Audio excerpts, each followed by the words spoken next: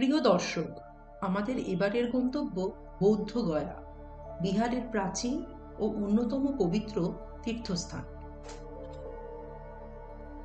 Hotel booking ছিল one নাইটের Mahabodhi hotel resort and convention centre, যার দূরত্ব আমাদের বাড়ি থেকে 480 কিলোমিটারের মতো। আমরা রওনা দিয়েছিলাম ঠিক রাত্রি 9টায়। রাত্রে বেরোনোর একটাই কারণ, যাতে শহরের জ্যামটা অ্যাভয়েড করতে পারি। এই ভিডিওতে দেখাবো আমাদের দীর্ঘ সড়ক ভ্রমণের অভিজ্ঞতা, দেখাবো আমরা কোন রুট ফলো করলাম, কিভাবে গেলাম, এবং সকালে পৌঁছে আমরা বৌদ্ধগয়ার কোন কোন জায়গা দেখতে গেলাম। আমরা বেলঘরিয়া এক্সপ্রেসওয়ে ধরে নিবেদিতা সেতু পার হলাম। সেখান থেকে আমরা পৌঁছে যাব দিল্লি রোড ধরে, প্রথমে ডানকুনি টোল প্লাজা পার হয়ে আমরা সোজা এগিয়ে যাব সিঙ্গুর। সেখান থেকে শক্তিগড় হয়ে বর্ধমান, দুর্গাপুর, রানীগঞ্জ, আসানসোল, এবং তারপরে আমরা ঝাড়খণ্ডে পৌঁছাব। আমরা দুর্গাপুরের পরে একটা জায়গা থেকে পেট্রোল ভরে নিলাম। এখানে কিছুক্ষণ রেস্ট নিয়ে আমরা আবার এগিয়ে গেলাম। এখন প্রায় 11:30 বাজে।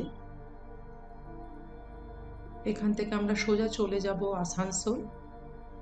সেখানে মাইথন ড্যামের পাশ দিয়ে আমরা মাইথন ড্যাম ক্রস করে ঢুকে যাব ঝাড়খণ্ডে। বরাকর নদী, যেটা ওয়েস্ট বেঙ্গল আর ঝাড়খণ্ডকে আলাদা করেছে, বর্ডারে আমরা পাবো বরাকর নদী।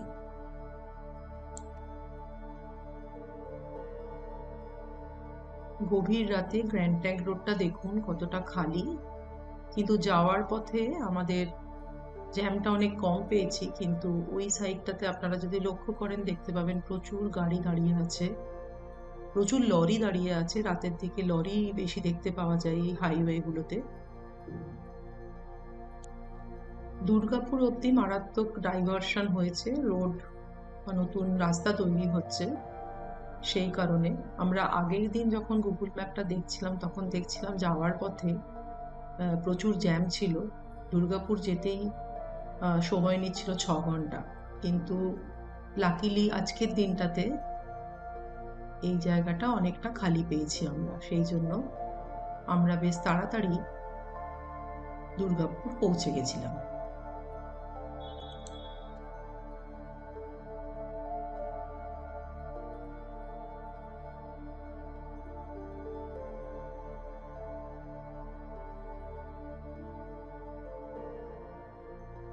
আমরা ঝাড়খণ্ডে ঢুকে গেছি। আমরা ঝাড়খণ্ডের প্রায় মাঝামাঝি আছি। ঝাড়খণ্ডের পরে আমরা বিহারে ঢুকব। ঝাড়খণ্ডে আমরা গোবিন্দপুর, নিরসা এগুলো ক্রস করেছি, এবং ক্রস করে আমরা তোপচানির দিকে যাব। তোপচানি হয়ে আমরা বিহারে ঢুকব।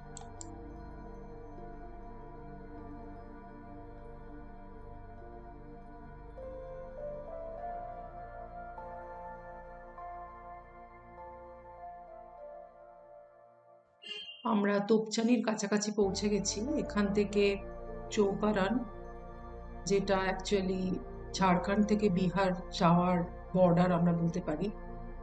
বরাকর নদী যেমন ওয়েস্ট বেঙ্গল আর ঝাড়খণ্ডকে আলাদা করেছে, তেমনি চৌপারন বলে এই জায়গাটা ঝাড়খণ্ড আর বিহারকে আলাদা করেছে। তো চৌপারন হয়ে আমাদের বিহারে ঢুকতে হবে। চৌপারন এখান থেকে প্রায় 20 কিলোমিটার। সেখান থেকে আমরা পাটনা ধোবি রোড ধরব।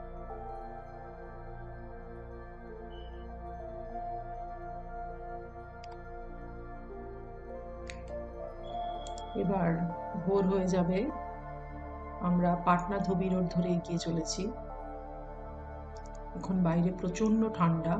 ঝাড়খণ্ড দিয়ে যখন আসছিলাম 3:30 4টের দিকে প্রচন্ড ঠান্ডা ছিল।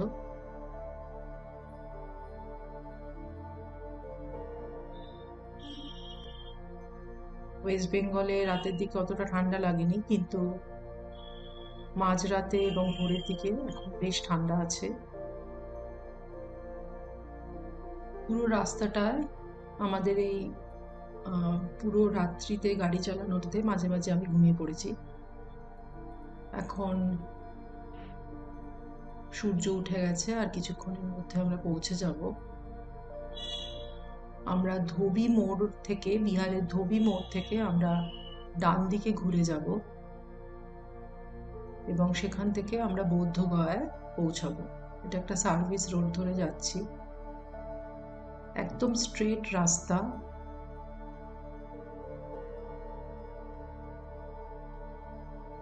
এবং রাস্তাঘাট খুবই ভালো। ঝাড়খণ্ডের কিছু জায়গাতে আমরা একটু মানে উঁচু নিচু জায়গা পেয়েছি, তবে 80% রাস্তা কিন্তু খুব ভালো।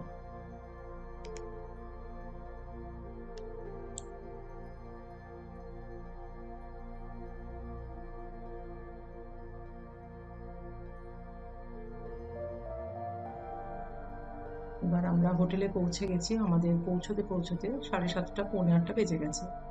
এটা হোটেলের এন্ট্রান্স। আমাদের hotel Mahabodhi hotel and resort convention centre.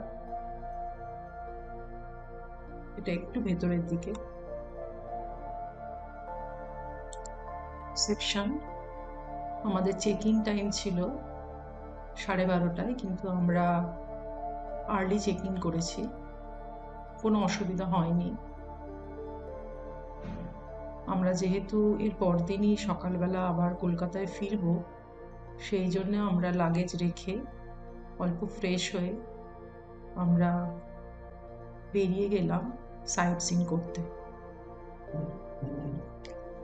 হোটেলটা ঠিকঠাক চয়েস করতে পেরেছিলাম। আমরা ওয়েবসাইট থেকে বুক করিনি, করা যায়, কিন্তু আমরা মেক মাই ট্রিপ থেকে বুক করেছিলাম। এটা সেন্ট্রালি হিটেড রুম, সেই জন্য হিটেড হোটেল, সেই জন্য আমাদের ঠান্ডা বিশেষ লাগেনি, বেশ কোজি লাগছিল হোটেলটা। তবে হোটেলটা সবচেয়ে যেটা ভালো সেটা হচ্ছে সামনে প্রচুর জায়গা আছে। যারা গাড়ি নিয়ে যদি আপনি আসেন তাহলে কিন্তু কোনো অসুবিধা হবে না পার্কিংয়ে। হোটেল থেকে বেরিয়ে একটা টোটো ভাড়া করলাম লোকাল কিছু জায়গায় যাব বলে। ভাড়া নেবে বলল 600 টাকা। ইতিহাসের পাতায় পড়েছি বৌদ্ধগয়ার কথা, আজ সচক্ষে দেখব। বিহার রাজ্যটাও আমার কাছে নতুন, এই প্রথমবার এলাম বিহারে।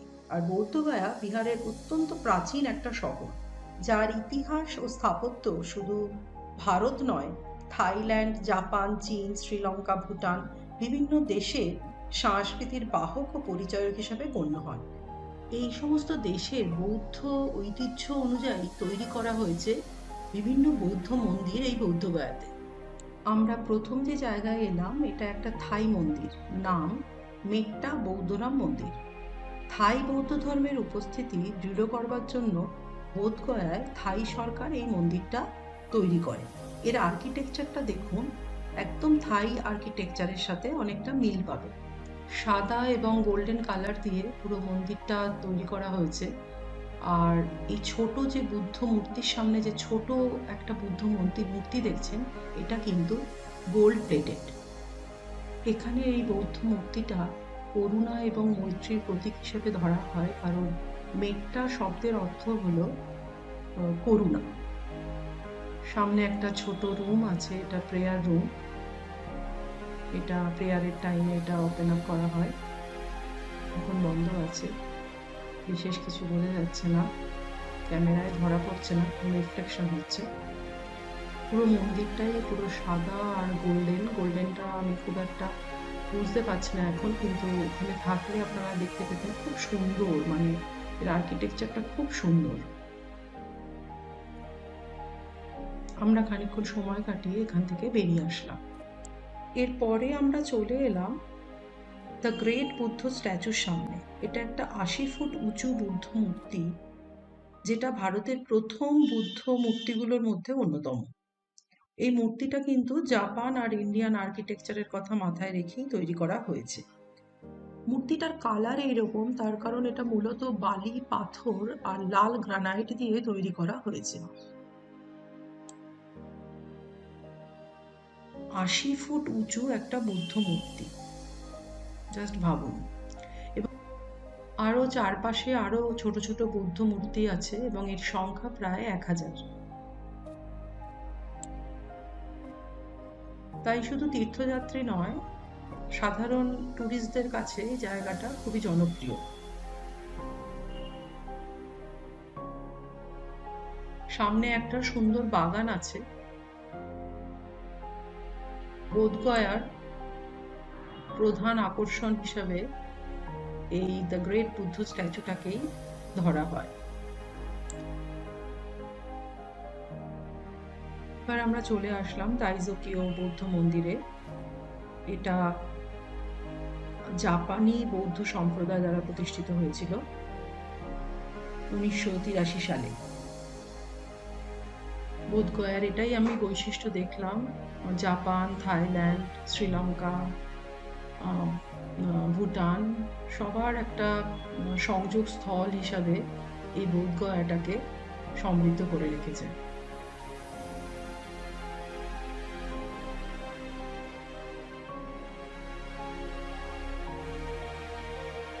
এরপরে আমরা চলে আসলাম কর্মা মন্দির। এটা তিবেতিয়ান আর্কিটেকচার ফলো করে তৈরি করা হয়েছে। মন্দিরের মূল আকর্ষণ হলো একটা বিশাল বৌদ্ধ মূর্তি যা ধ্যানমগ্ন অবস্থায় আছে। মন্দিরের দেওয়ালে বুদ্ধের জীবন এবং শিক্ষা সম্পর্কিত তিব্বতীয় যে সমস্ত চিত্রকর্ম আছে বা মূর্তি রয়েছে সেগুলো রাখা আছে।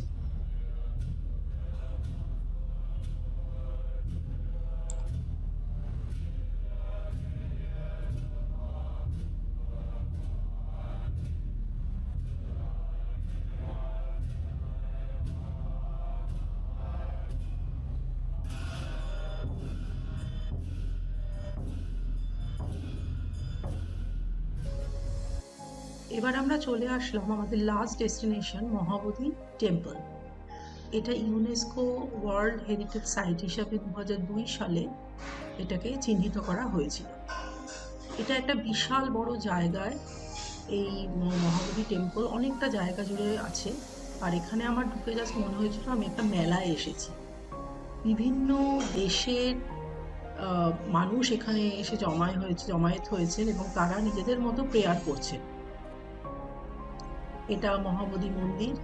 এখানে দেখুন, এরা ইন্ডিয়ান তো আছেই, কিন্তু ইন্ডিয়ান খুব কম, ম্যাক্সিমামই আছে নেপাল এবং ভুটান থেকে, আর থাইল্যান্ড থেকে কিছু মানুষ এখানে এসেছে। এইটা একটা সরোবর। আমরা এখন সরোবরের কাছে যাব।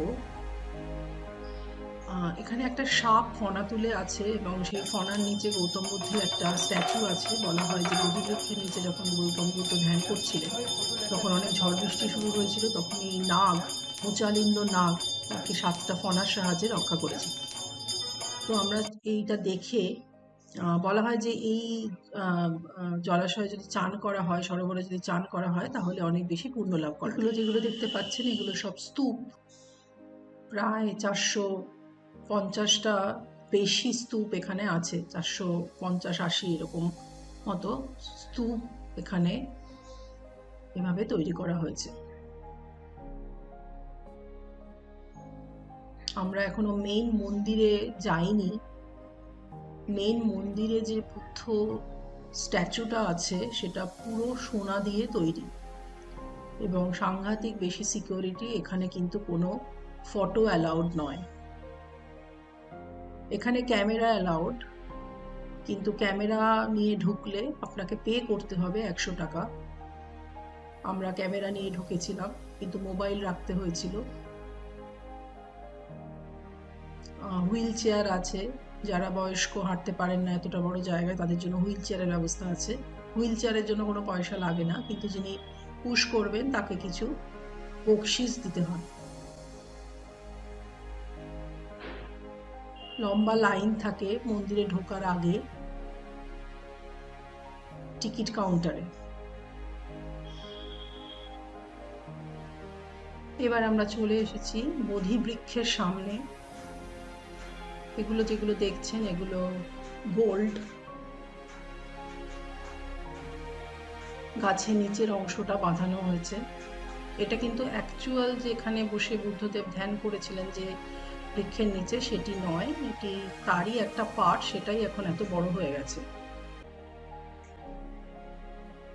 সন্ধেবেলা এবং ভোরের বেলা মন্দিরের যে অ্যাকচুয়াল প্রার্থনা সেটা শুরু হয়, কিন্তু বাকি অন্য সময় সারাদিনে যে কোনো সময় মন্দির খোলা আছে ভক্তদের জন্য প্রার্থনা করার জন্য। এখানে যে গাঁদা ফুলগুলো দেখছেন, মানে যেগুলোর উপরে গোল যেগুলো আছে, এগুলো বলা হয়েছে যে বুদ্ধদেব হেঁটে গেছিলেন এইসব জায়গাগুলো, যেখানে যেখানে তিনি পা ফেলেছেন সেই সব জায়গাগুলোকে চিহ্নিত করা হয়েছে এবং সেভাবে একটা স্তূপ করা হয়েছে।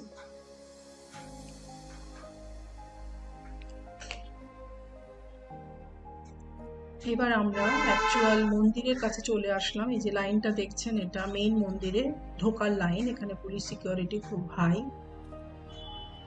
মন্দিরের ভেতরে যে বৌদ্ধ মূর্তিটি আছে সেটি সোনা দিয়ে বাঁধানো এবং চারিদিকে কাঁচ দিয়ে ঘেরা।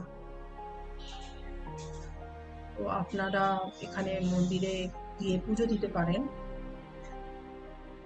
আমরা যখন গেছিলাম তখন পুজো শুরু হচ্ছিল।